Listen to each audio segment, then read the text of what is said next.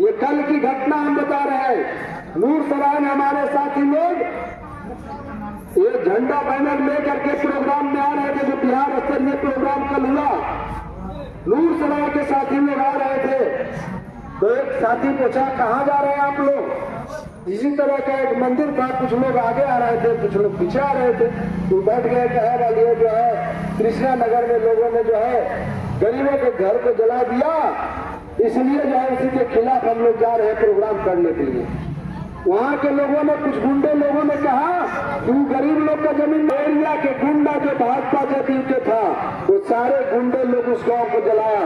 और आपको आश्चर्य होगा, 1 से 1.5 किलोमीटर दूरी पर उस गांव के बगल में थाना, मुतसिर थाना है। अब 80 घर को जलाने का मतलब समझते हैं, कम से कम 2.5-3 घंटा लगेगा। 112 पर डायल बहुत बार किया लोग।